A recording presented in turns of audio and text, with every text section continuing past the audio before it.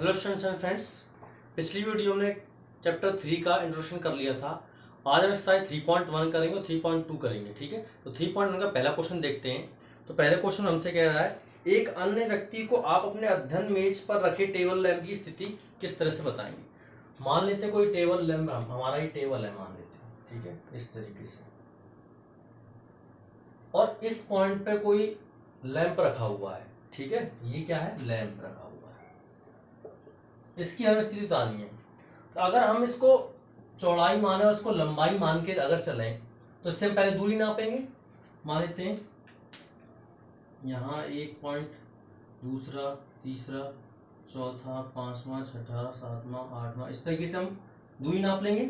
और ऐसे ही ऊपर की तरफ 1 2 3 4 5 6 7 8 9 10 11 12, है ना, इस तरीके से यहाँ ले लेता हूँ, इसके सामने आएगा, ये यहाँ मान के चलता हूँ मैं। ठीक है, तो अब हम क्या करेंगे, पहले इसको इधर से लेंगे, इसको मैं चौड़ाई मान लेता हूँ और इसको लंबाई मान लेता हूँ।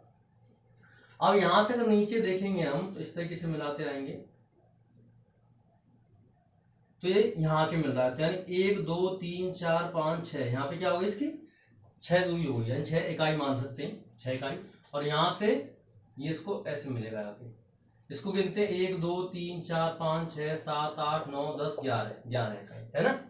अगर हमें स्थिति इसकी बतानी है, अगर लंबाई चौड़ाई पहले और लंबाई बाद में लें, तो चौड़ाई और लंबाई अगर हम इसकी लेते हैं तो दूरी क्या हो जाएगी इसकी, 6 और 11 हो जाएगी। ठीक है, और यदि लंबाई चौड़ाई लेते हैं, यानी लंबाई पहले चौड़ाई बाद में, तो क्या हो जाएगी, लंबाई क्या हो जाएगी 11 इस तरीके से, और चौड़ाई क्या हो जाएगी 6।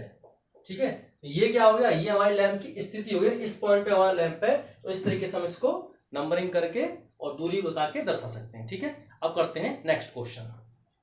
दूसरे क्वेश्चन हमसे कह रहा है, एक नगर में 2 मुख्य सड़कें हैं।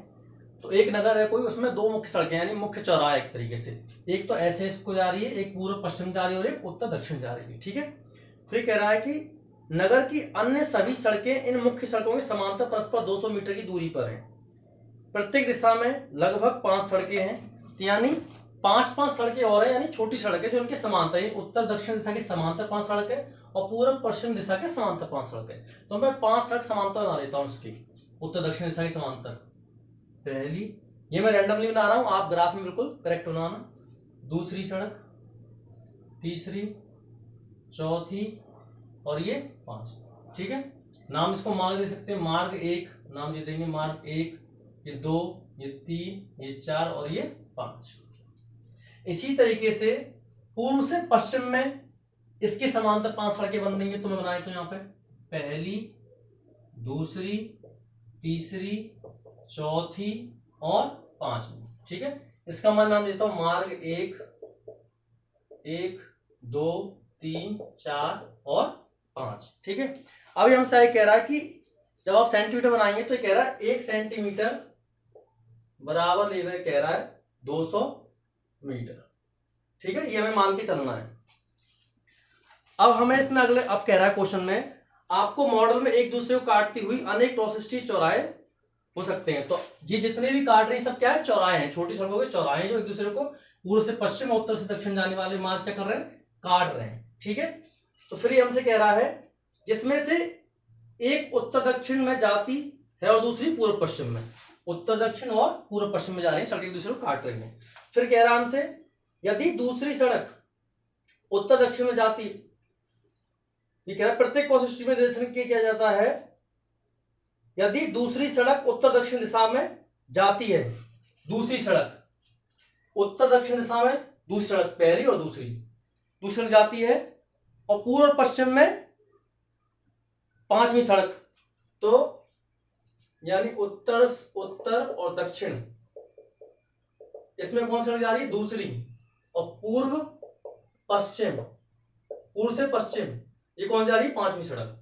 यानी हमें आपको इंडिकेट कर रखा है पहली कि उत्तर से दक्षिण में दूसरी सड़क और पूर्व से पश्चिम में 5वीं सड़क। पूर्व से पश्चिम जाएंगे पहली, दूसरी, तीसरी, चौथी, 5वीं, और ये दूसरी, यानी इस पॉइंट पे ये आपकी एक सड़क उसने दे रखा है पहले से ही, यानी इस जगह पे काट रही है। तो अब जो पहला क्वेश्चन है इसमें पहला क्या है, कितनी क्रॉस स्ट्रीट है, 4 3 को माना जाएगा, 4 और 3 की कितनी स्ट्रीट बनेंगी।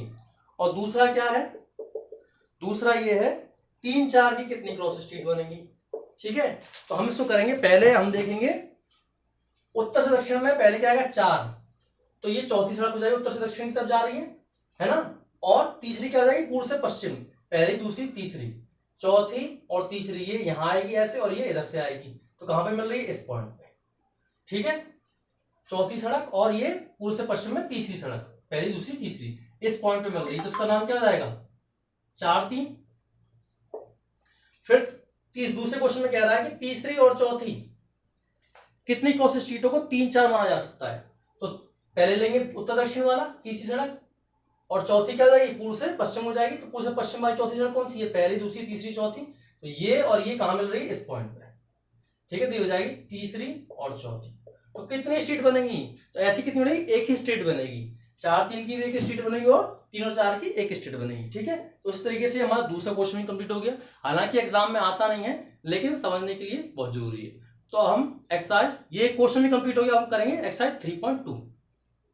अब एक्सरसाइज 3.2 शुरू करते हैं। उसमें पहला क्वेश्चन हमसे क्या कह रहा है कि निम्न में से प्रत्येक प्रश्न का उत्तर दीजिए। तो सब पहला प्रश्न है, कार्तीय तल में किसी बिंदु की स्थिति निर्धारित करने वाली क्षैतिज व ऊर्ध्वाधर रेखाओं का नाम बताइए।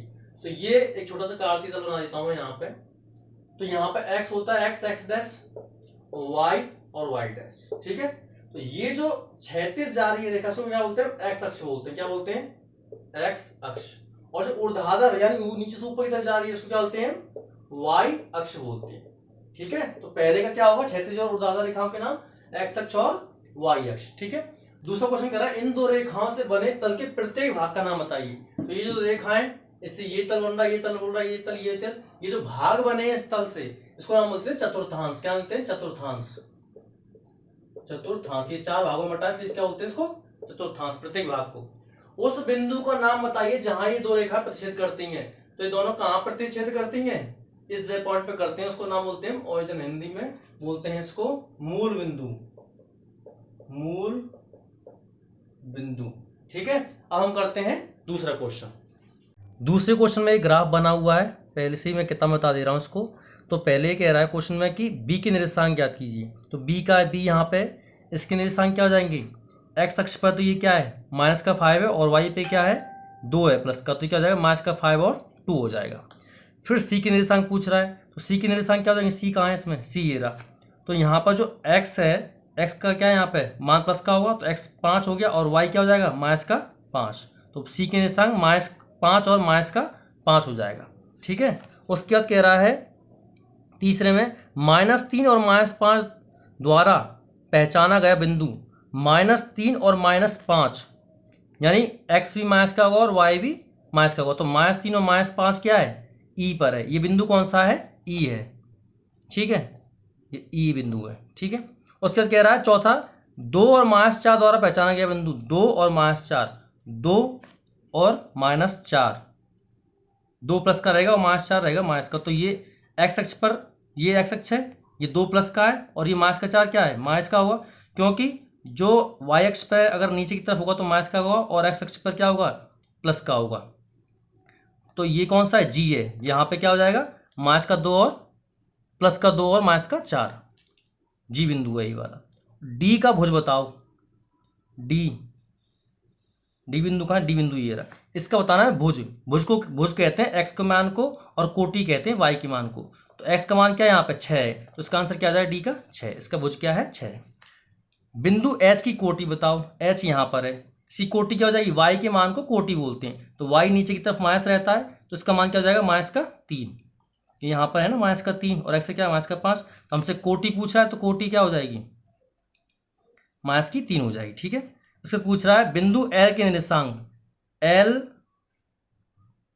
ये रहा L, तो इसके L के निर्देशांक पूछ रहा है। तो यहाँ पर इस पॉइंट पे ये L, तो यानी x का मान यहाँ पे क्या है, 0 है, आगे तो कहीं बढ़ रहा नहीं है। और y का मान क्या है, y का मान तो यहाँ पे 5 है, तो ये क्या हो जाएगा, 0 और 5 हो जाएगा L का निर्देशांक, 0 और 5। ठीक है, फिर पूछा M के निर्देशांक,